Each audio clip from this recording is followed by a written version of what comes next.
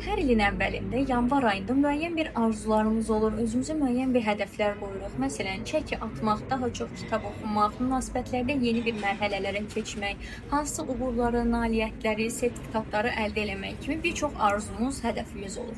Amma ilin sonu gəldiyində özümüzə hesabat verdiyimiz zaman görürük ki, bu arzuların əksəriyyətinə çatmağı bacarmamışıq. Hətta nəinki ilin sonunda, artıq araşdırmalar sübut edir ki, fevral ayında biz bu hədəflərdən və məqsədlərdən 80%-dən vaz keçmiş oluruq. Yəni yanvar ayında özümüzə qoyduğumuz hədəflərin 80%-dən fevral ayında vaz keçmiş oluruq. Amma bəzi insanlar da var ki, onlar müəyyən bir arzuları olur, o arzuları hədəflərə çevirirlər və bu hədəflər uğrunda istiqamətlənmiş addımlar atırlar və həmin hədəflərinə nail olurlar. İlin sonunda özlərinə qoyduqları hədəflərin bəlkə 80-90%-ni əldə etmiş olurlar.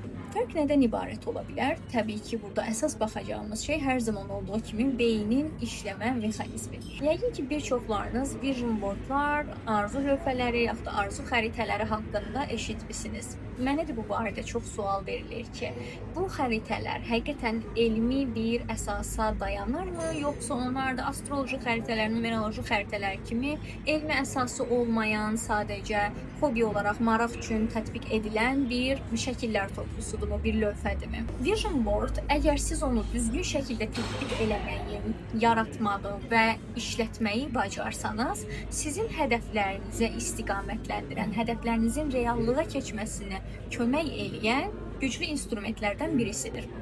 Çünki vision boardların işləmə mexanizmi məhz elə bayaq dediyim beynimizin funksionallığına, beynimizin hədəflərə doğru istiqamətlənən işləmə mexanizmlərinə söykünür. Bunu necə başa düşə bilərik? Vision boardlarda biz öz arzularımızın müəyyən bir siyahısını çıxarırıq və həmin o arzularımıza uyğun şəkilləri həmin lövhəyə yerləşdiririk. Və burada əgər biz bu boardlardan, lövhələrdən düzgün şəkildə istifadə etməyi bacarsaq, beynimizi həmin o şəkildəki hədəfimizə doğru uyğun şəkildə yönləndirmiş oluruq. Düzgün şəkildə vision board hazırlamaq deyərkən nəzərdə tutduğum şey sadəcə müəyyən arzularımızın olması, onların şəkillərini, kopyasını çıxarmaq və onları yapışdırmaq deyil. Beynimizin işləmə mexanizmlərinə uyğun şəkildə hədəf müəyyən eləmək və bu vision boarddan bir texnik, bir instrument kimi istifadə eləməyi bacarmaq. Biz arzular xəritələrini düzgün şəkildə yanaşdığımız zaman onlar bizim beynimizdəki diqqət, motivasiya, qərar vermə,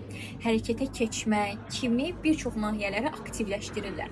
Və məhz buna görədir ki, biz bəzən heç fərqində belə olmadan ora məsələn müəyyən bir hədəfi yerləşdiririk. İlin sonunda bir də baxırıq ki, mən bununla bağlı heç nə eləməmişdim, amma artıq bu hədəf mənim həyatımdadır. Təbii ki, burada da belə bir yanlış anlaşılma olmasın. Ora mən yüzlərlə şəkil qoyacağam və hər birisi üçün heç bir addım atmadan hədəflərin yerinə keçəcək demək də istəmirəm.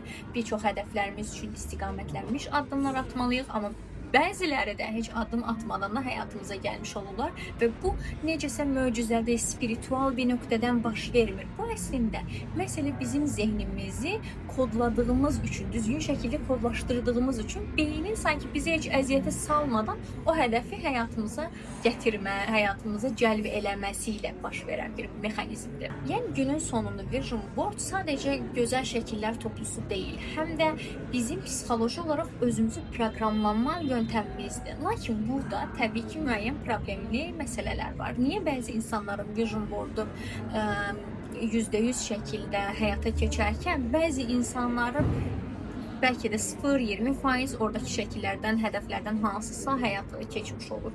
Fərq nədən ibarətdir? Burada bir sıra mexanizmlər var. Birinci problemli hissə hədəfimizi düzgün müəyyən eləməkdir.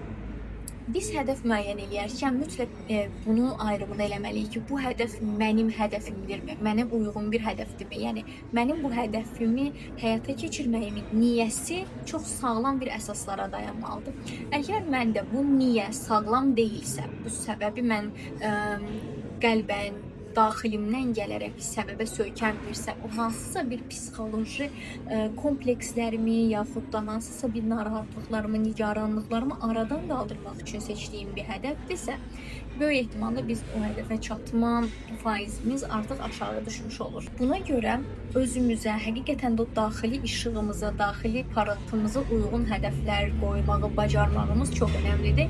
Bunun üçün də özümüzü necə tanımalıyıq, hansı suallarla bu hədəf mənə uyğundurmu, deyilmi, necə ayırd eləməliyik, bunları bilməliyik və yaxud da hansı suallarla, hansı üsullarla məhz özümüzə uyğun hədəfi tapa bilərik, bunları ayırd eləməyi bacarmalıyıq. İkinci bir məsələ, tamam, özümü artıq tanımağı bacardım, öz daxilimdəki işığa uyğun hədəflər seçməyi bacardımsa, bəs bu hədəfləri necə düzgün qurmalıyam, bununla bağlı yaranır. Əgər biz hədəfi düzgün planlama və düzgün strategiya ilə qurmuruqsa, beynimiz onu nəinki çatmalı olan bir hədəf kimi görür və motivasiya yaradır. Əksinə, onu bir təhlükə və təhdid olaraq görür və təhlükədən və təhdiddən bizi qorumağa, qaçınmağa çalışır və bizi elə komfort zonamızda saxlayır. Əslində, hədəfi düzgün strategiya ilə qurmamaq bizim o hədəfdən biraz da zeynən uzaqlaşmamıza, beynimizin bizi ondan qorumağa çalışmasına gətirib çıxara bilər. Növbəti bir problem öz beynimizin funksionallığını tanımamaqla bağlıdır.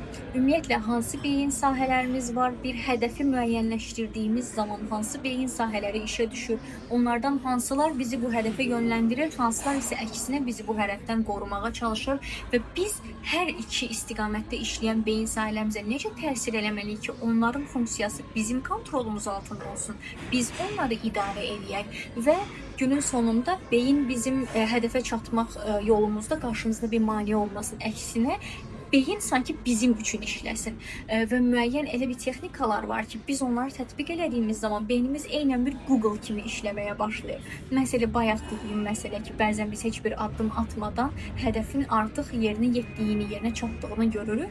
Bu beynimizin elə Google kimi işləmə mexanizmindən irəli gəlir. Beyin ya qorxur hədəfdən, qorxuları Google kimi axtarır və tapır hər yerdən, ya da mən onu elə bir formada idarə edirəm ki, beyin mənim hədəfimi Google kimi hər yerdən axtarır və sübutlarla, mənə kömək edə biləcək mexanizmlərlə mənim üçün tapır və onu mənim həyatıma rahatlıqla gətirir. Bunun üçün də təbii ki, beyinə necə yanaşmalı olduğumuzu bilməliyik. Bir digər problem isə enerji və resursla bağlıdır. Hansı ki, hədəfim var, bəlkə də özümə uyğun bir hədəfdir, amma mən bu hədəfə gedəcək yolda özümdə enerjini, resursu tapa bilmirəm. O iradə dediyimiz məsələn tapa bilmirəm. Davamlı olaraq sanki o hədəfə getmək əvəzinə lazımsız şeylərlə vaxt itirirəm. Əslində buna görə günahkarlıq da hiss edirəm, amma başqa cürdə eləyə bilmirəm. Yəni sanki bir şəkildə enerjim olmur. Başa düşmürəm ki, o iradəni, motivasiyanı, enerjini mən ümumiyyətlə hardan əldə etməliyəm, hardan tapmalıyam və bu da təbii ki, o enerji resursu formalaşdırmağı bacarmamaq, ümumiyyətlə enerji və resursu necə və hansı yollarla hara itirdiyimizi bilməmək hədəflərə gedən yolda bizim qarşımıza çox böyük bir maneə olur. Burada biz vaxtı idarə edə bilmirik, resurslarımızı idarə edə bilmirik. Əslində hədəf var bir yerdə və çox çatmaq istəyirik o hədəfə, amma günün sonunda özümüzə hesabat verdiyimiz bir zamanda baxırıq ki, mən nəinki hədəfim istiqamətində getmişəm, yox, bütün enerjimi və resursumu olan enerjimi də mənə heç lazım olmayan, aidiyyatı olmayan bir yerlərə itirmişəm və bu itirdiyim enerjini necə bərpa edəcəyimi bilmirəm və bu da təbii ki, vision board'un işə yaramamasına gətirib çıxaran müəyyən bir problemlərdən birisi. Və son olaraq öz daxili bloklarımızı, maneələrimizi, özümüzü sabote elədiyimiz, özümüzə mane olduğumuz mexanizmləri tanımamaq ən böyük problemlərdən birisidir. Çünki ortada bir hədəf olduğu zaman biz artıq beynimizi komfort zonasından çıxartmış olur. Yəni beyin yeni bir reallıqla tanış olur sanki. Və bu yeni reallıqda da təbii ki, onun qorxuları, hansısa bir blokları, özünə mane ola biləcəyi hansısa bir ssenarilər, inanclar, düşüncə xətaları,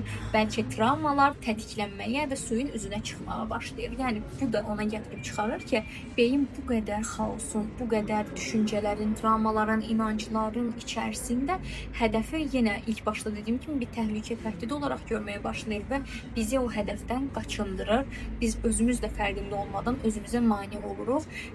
Necə ki, hədəfimizin bizim daxili işığımıza uyğun olmasını müəyyənləşdirmək mümkünsə, eləcə də maneələrimizin də nələr olduğunu tapmaq və onları da aradan qaldırmaq mümkündür.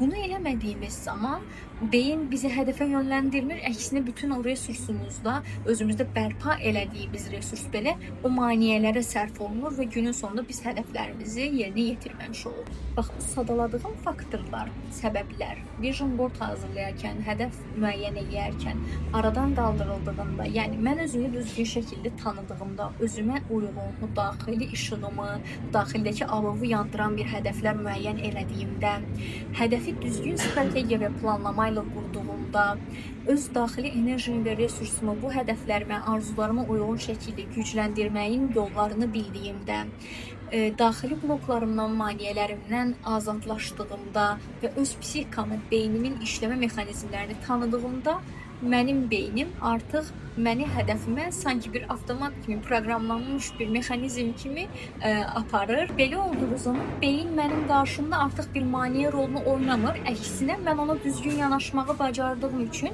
o məni hədəflərimə aparan bir vasitə rolunu oynayır. Sanki mənim üçün işləməyə başlayır. Artıq uzun illərdir ki, idmançılar, liderlər və digər uğurlu şəxslər vision board, arzular lövhəsi və digər bu tipli hədəflərə yönəldən instrumentlərdən istifadə edirlər və mənim öz terapiyalarıma da sırf vision boardlarla bağlı ilin əvvəlində yazılan müəyyən pasientlər olur ki, onlar illik hədəflərini müəyyən edirlər və bu hədəflər istiqamətində biz onları bu 5 aspektin 5-ini də onlarla yenidən müəyyənləşdiririk, maneələrini, qorxularını, hədəfləri düzgün müəyyənləşdirmədiklərini və onlar öz vision boardlarını, arzu lövhələrini ilin əvvəlində terapiyada fərdi olaraq hazırlamış olurdu. Bu da təbii ki, onların arzularını istiqamətlənmiş şəkildə irəliləmələrinə, vaxt itirməmələrinə, maneələrlə, enerjisizliklə, iradəsizliklə mübarizə aparmamalarına gətirib çıxarır. Və bu il isə mən istəyirəm ki, biz birlikdə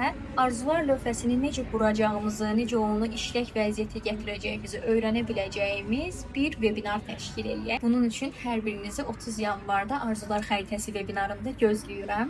Biz bu webinarda bayaq sadaladığım 5 problemin hər birisinə toxunacağıq. Hansı ki, özümüzə uyğun hədəfi necə tanımalıyıq, öz hədəfimizi necə tapmalıyıq, hədəfimiz bizə uyğundurmu, deyilmi, bunu necə test eləməliyik, eyni zamanda hədəfi düzgün strategiya və planlama ilə necə qurmalıyıq, öz psixologiyamız və beynimizlə bağlı nələri bilməliyik ki, beynimizi idarə eləyək, o bizi deyil də biz onu idarə eləyək və yaxşı nəticələr alaq, ümumiyyətlə beynimizi tanıyacağıq, öz maneələrimizi tanıyacağıq və aradan qaldıracağıq və sonda da təbii ki, mütləq ki, öz enerji və resursumuzu hara itiririk, onu necə bərpa edə bilərik, necə enerjidə, motivasiyada qala bilərik, bunlardan bəhs edəcəyik və təbii ki, bütün webinarlarda olduğu kimi bu webinarın da sonunda güclü, xüsusi bir meditasiyamız olacaq ki, bunu da kollektiv şəkildə eləyərək hədəflərimizi tam beynimizə kodlaşdırmış olacaq. 30 yanvar 20:00-da Zoom görüşü şəklində bu webinarı həyata keçirəcəyik və cəmi bir kofe və şirniyyat qiymətinədir. Çünki istəyirəm ki, hər kəs bundan yararlana bilsin, hər kəs faydalana bilsin. Başa düşürəm ki, hər birinizin fərdi seanslara yazılmaq üçün kifayət qədər vaxtı, enerjisi, maddi resursu olmaya bilir. Bu fürsəti ona görə də qaçırmayın. Bu ilin hədəflərini gəlin birlikdə müəyyən eləyək və ilin sonunda da hər birinizdən əminəm ki, çox gözəl geri dönüşlər almış olacağım. Məndən isə bugünlük bu qədər. Sizlərlə bilgilərimi paylaşmaq mənim üçün çox xoşdur. Özünüzə yaxşı baxın, sevgi ilə qalın.